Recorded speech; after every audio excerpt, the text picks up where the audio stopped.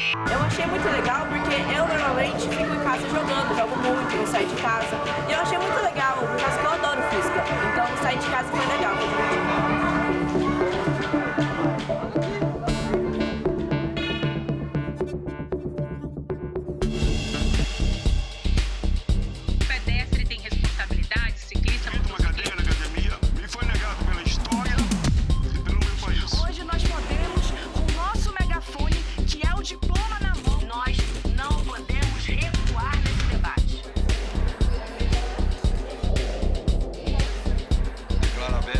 Sétima reunião da Comissão Senado.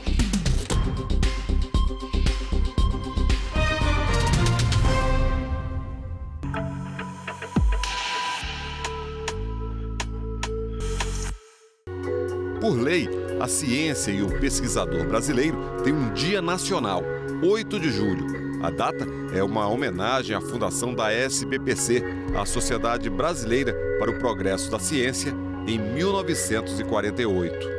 A importância da ciência, eu gostaria de dizer que ela é importante para a conservação da vida das pessoas, da vida do planeta e também para transformar a vida das pessoas. Cada vez mais existir a elaboração de políticas com base em resultados científicos.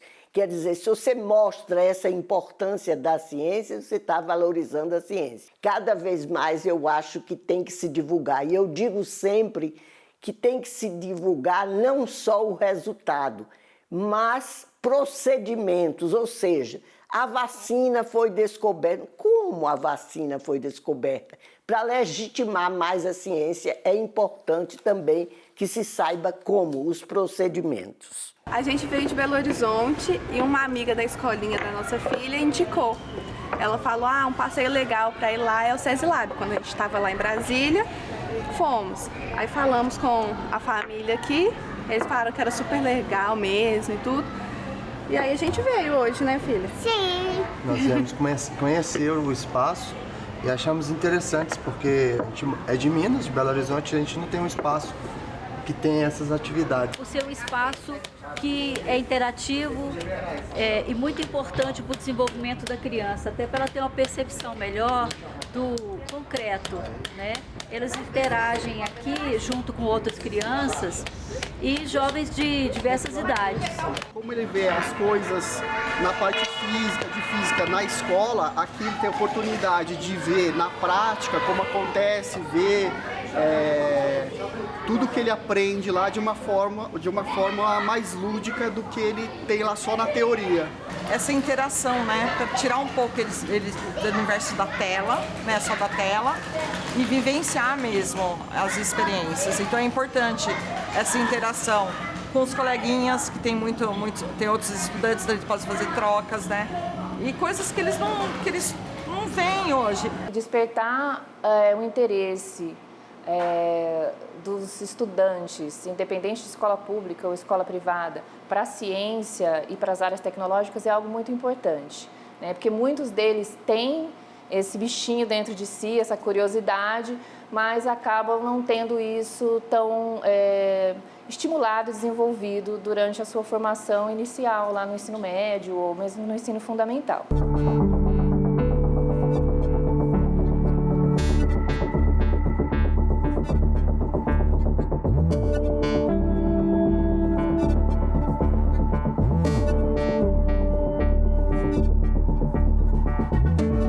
O SESI-Lab é um museu de arte, ciência e tecnologia. A gente funciona desde novembro de 2022. Aqui é a exposição de longa duração. O térreo onde a gente está funciona a exposição principal, que são 3 galerias. A Fenômenos no Mundo, que é essa galeria que a gente está e que continua, a Aprender Fazendo e a Imaginando Futuros, que fica no primeiro pavimento. Essas 3 galerias compõem a nossa exposição de longa duração, a exposição principal do museu.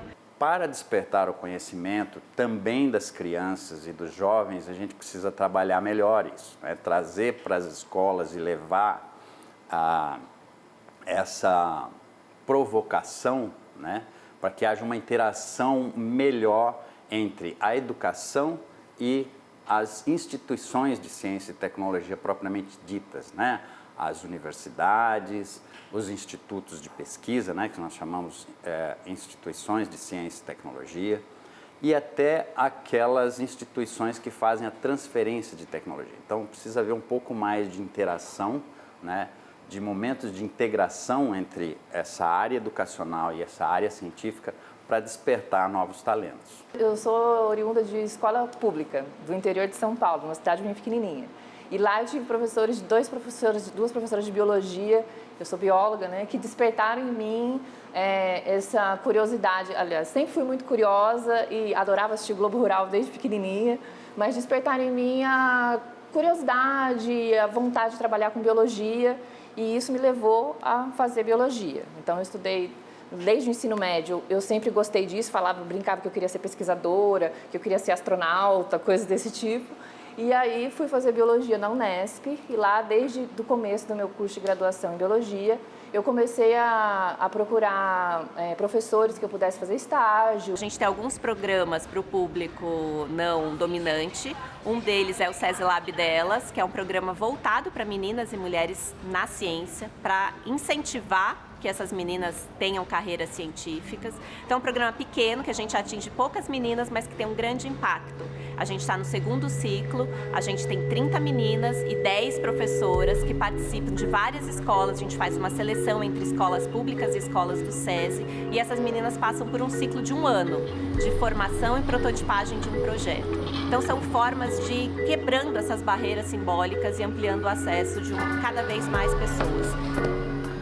Eu acho que o maior desafio que nós temos, vocês também, é realmente a popularização da ciência. As pessoas precisam entender a importância da ciência, a importância da inovação, da tecnologia. A China botou recentemente no Plano Nacional de Educação dela, né, colocar como missão, como objetivo, colocar a tecnologia e a inteligência artificial como prioridade. Hoje ela disputa com os Estados Unidos aí, não é? Mas a gente perdeu isso. Fizemos isso nos anos 60. Mandamos milhares de jovens estudar no exterior, e está aí a Embrapa, que é uma referência internacional. Todo mundo, em qualquer lugar do país, do mundo, conhece a Embrapa. Nós temos uma trajetória muito bonita na pesquisa agropecuária. Lembrem todos que nos anos 70 esse país era um grande importador de alimentos. Nós éramos lá cerca de 90 milhões de habitantes e produzíamos, à época, cerca de meia tonelada de cereais por habitante ano. Essa trajetória nos levou, após 50 anos, a sermos hoje um dos grandes produtores mundiais de alimentos e nos permite hoje garantir a oferta de mais de 1,5 tonelada de cereais por habitante ano. Nós temos hoje segurança alimentar, mas ainda não temos soberania alimentar, porque importamos boa parte das matérias-primas que utilizamos para produzir alimentos nesse país. Temos ainda, senador, uma dependência muito grande, a importação especialmente de fertilizantes. Portanto, será a ciência também que irá nos trazer as boas respostas para a gente ampliar a soberania sobre a nossa produção. Junto com a Embrapa, nós estamos participando com 2 projetos, um deles com a Embrapa, voltado para a agricultura espacial, chamado de Space Farming, e muitas vezes a gente pode perguntar, mas por que investir numa agricultura espacial se o país não tem, por exemplo, nesse momento, né, ou para o médio prazo, nenhuma estimativa ou perspectiva de missões tripuladas? E aí eu destaco que esse tipo de pesquisa ele é fundamental para que nós possamos capacitar os nossos pesquisadores a trazerem robustez, resistência e produtividade aqui na terra para a nossa agricultura.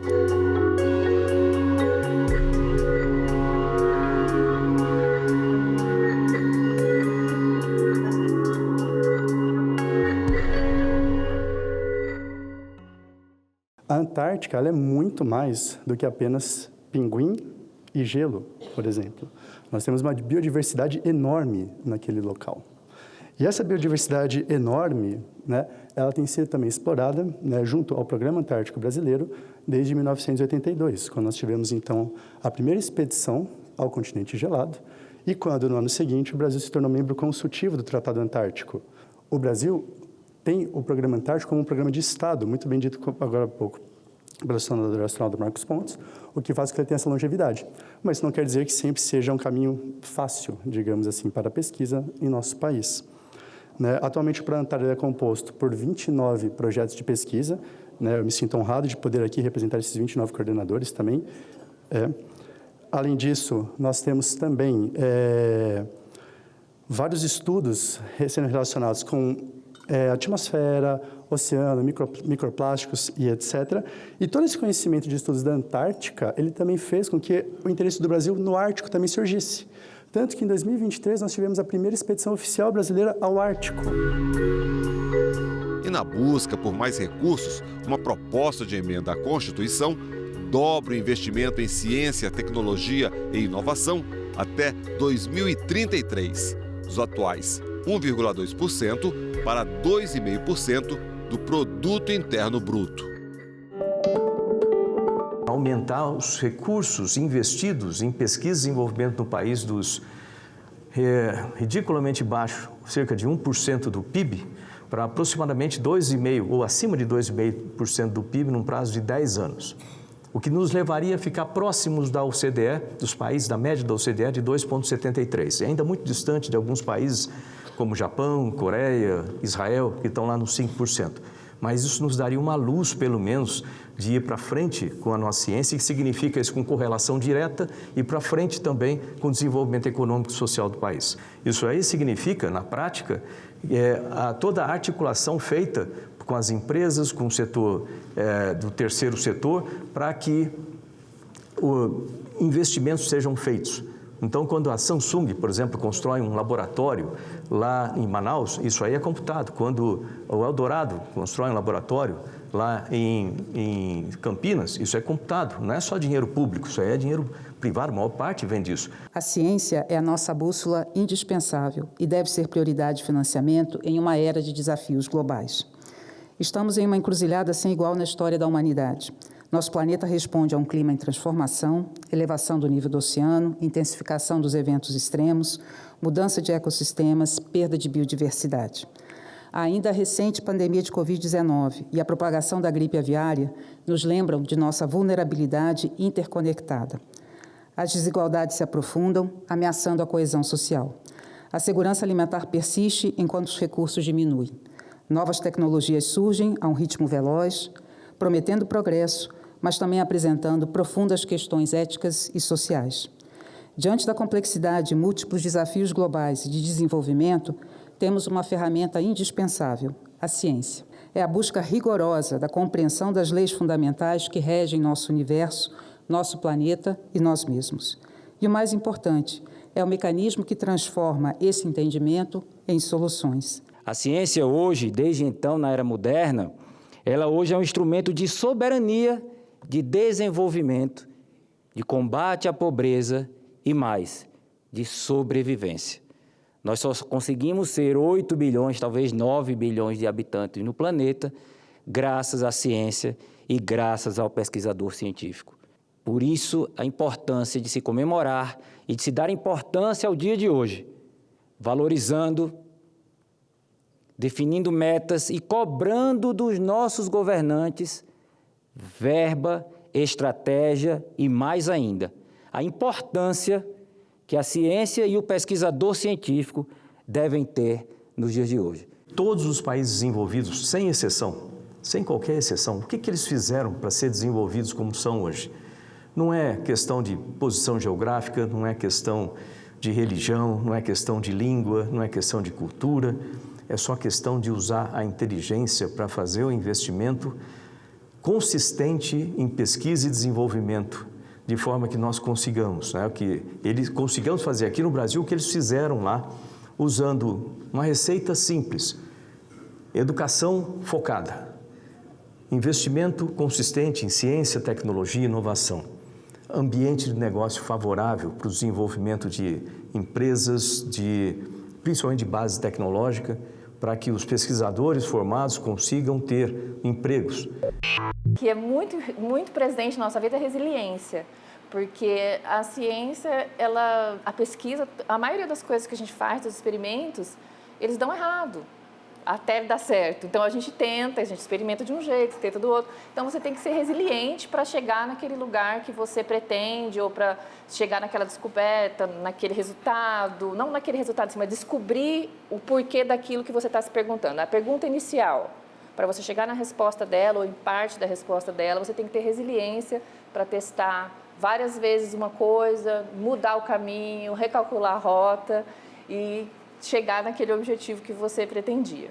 Eu queria dizer que com essa questão da comunicação pública da ciência, a gente tem aquela imagem do eureka, né? Gente, para você chegar a esse eureka, nem assim, de repente. Por isso que a questão dos procedimentos são tão importantes. Tem muita tentativa e erro até chegar no eureka. Então, por isso que é muito importante a questão da estabilidade do financiamento. Nós temos que fortalecer as carreiras de pesquisadores no Brasil. Normalmente essa é uma tarefa muito difícil de acontecer. Normalmente os pesquisadores estão dentro das universidades, o que não é errado. Eles estão ali nos principais centros de pesquisa, que são as nossas universidades públicas, algumas universidades privadas e alguns institutos muito importantes, uma boa parte deles vinculada ao próprio Ministério da Ciência e Tecnologia, mas não só. O Butantan é uma instituição ligada ao governo de São Paulo, mas também com relação forte com o governo federal, com o Ministério da Saúde. A Fiocruz, um centro excepcional de pesquisa na área da saúde, vinculado ao Ministério da Saúde do nosso país. Nós temos inúmeras outras instituições que são vinculadas a outros ministérios. Por exemplo, um centro de pesquisa avançado como Embrapa, que cuidou de garantir a melhoria da qualidade da produção agrícola e pecuária no Brasil, está vinculada ao MAPA. Essas instituições todas têm carreira de pesquisadores, mas a quantidade de pesquisadores no setor público ainda é pequena para a nossa necessidade e a quantidade de pesquisadores nos centros de pesquisa das empresas, especialmente as empresas privadas, é muito baixa. Quais são nossos gargalos? Muita desigualdade regional. Esse é um problema que nós temos, quer dizer, precisamos fomentar cada vez mais a pesquisa, a ciência na região norte, na região nordeste, no centro-oeste. 90% da nossa produção vem das universidades. Então, ou seja, nós estamos produzindo, mas ainda com poucos recursos. Então, além desse gargalo, que eu chamo o gargalo da questão regional, eu vejo esse gargalo que é a questão das ICTs. As instituições de ciência e tecnologia precisam ter mais recursos. Em relação à gripe, todo ano há uma mutação de vírus. Todo ano nós pesquisamos o vírus, nós examinamos quais são os vírus que estão circulando e produzimos uma vacina nova. Todos os anos isso é produzido e destinado para o conjunto da população brasileira. Então são respostas que nós vamos dando. Em todas as áreas nós temos boas respostas, como resultado da pesquisa científica. Por exemplo, imagina o Ministério da Saúde, durante uma pandemia. Ele tem que ter, obviamente, o controle da política pública da saúde, como aplicar vacinas na população com mais eficiência e com mais amplitude. E o Ministério da Ciência e Tecnologia tem que desenvolver a vacina, usar as situações que a gente tem, os recursos que a gente tem para aplicar no desenvolvimento de tecnologia nacional. Isso incentiva os nossos pesquisadores, isso incentiva o desenvolvimento da indústria de tecnologia, né, ou das empresas ligadas à tecnologia. Se nós pensarmos, por exemplo, em ciência e tecnologia, essa região que nós nos encontramos hoje, a região centro-oeste, que é o bioma cerrado, lá no passado, antes dos anos 70, era uma região ignorada do ponto de vista de exploração agropecuária, porque não produzia. E não produzia por quê? Porque não era capaz de produzir? Não produzia porque não tinha conhecimento científico para explorar. Né? A partir do momento que se teve esse conhecimento, que se trouxe, que se estudou a questão da acidificação dos solos, a questão do melhor aproveitamento dos nutrientes e assim por diante, se conseguiu transformar uma região que antes era uma região rejeitada do ponto de vista de exploração agropecuária, para o maior celeiro de grãos do país.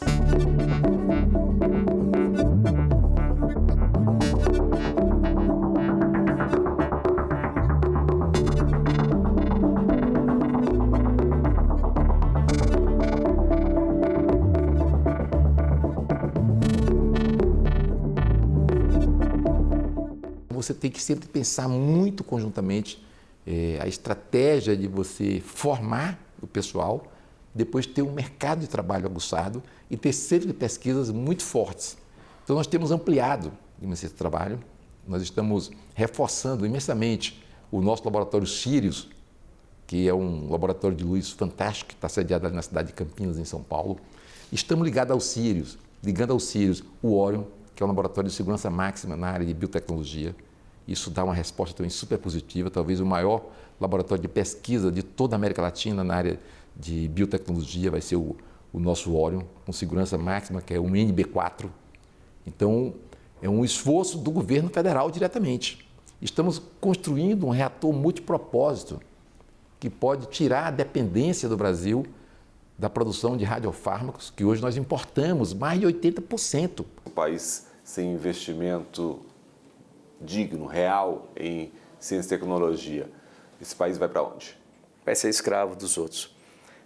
Infelizmente é isso. E cada vez mais, num mundo que depende de tecnologia, tecnologias emergentes como inteligência artificial crescendo exponencialmente com várias aplicações, se o Brasil não tomar tenência, vamos chamar assim, tomar sentido em fazer o que é correto, fazer a parte estratégica, nós vamos ficar à mercê dos outros países. É só pensar em qualquer área. Tem uma pandemia, se nós não tivermos o laboratório, a capacidade de tratar dessa doença com produtos brasileiros, porque num momento desse de emergência mundial, cada país vai cuidar primeiro do seu. Se isso não entrar na cabeça dos nossos dirigentes, o Brasil vai ficar muito atrasado e não vai ter nenhum lugar. Embora a gente tenha todas as qualidades, todas as possibilidades com recursos naturais e tudo mais, e cientistas capazes, se isso não entrar na cabeça dos dirigentes, que geralmente não entendem de ciência e tecnologia, a gente vai ficar muito para trás. Como popularizar a ciência? Primeiro, você começa, por exemplo, coloquei um projeto de lei que destina 10% do FNDCT para popularização e promoção. Primeiro, você precisa ter recurso. Você precisa colocar sistemas como laboratórios, isso não é caro se colocar, equipar as escolas com uma infraestrutura mínima para que eles possam desenvolver ciência e ensinar da forma mais adequada para os alunos hoje em dia, em que os alunos utilizem o conhecimento básico de física, matemática, para resolver problemas que são ligados à ciência. Já está provado que existe uma relação positiva direta entre investimentos em ciência e tecnologia e índice de desenvolvimento urbano, o que é resumido na sigla IDH. Por quê? Porque os países que mais investem em ciência e tecnologia são os países que também têm um índice de desenvolvimento humano mais elevado. Por quê? Porque esse conhecimento e essa tecnologia convertida em inovação para a sociedade melhora as condições de saúde, as condições de educação, o bem-estar social, a preservação ambiental, ou seja, as condições de sustentabilidade daquela nação. Não ter aquela ideia que eu acho que às vezes passa nas escolas, que fazer ciência é difícil. Não, tem que mostrar que fazer ciência é possível. Sim, a gente acredita justamente nesse potencial do aprender brincando. É até a metodologia da nossa escola. Que através da brincadeira ela vai guardar isso em outro local do cérebro, porque ela vai acessar com ludicidade, com mais leveza do que algo obrigado a fazer. Ah, tem que fazer isso, tem que aprender. Não, deixa ela se divertir, que aí ela vai fazer com prazer, ao invés de ser algo imposto pela gente.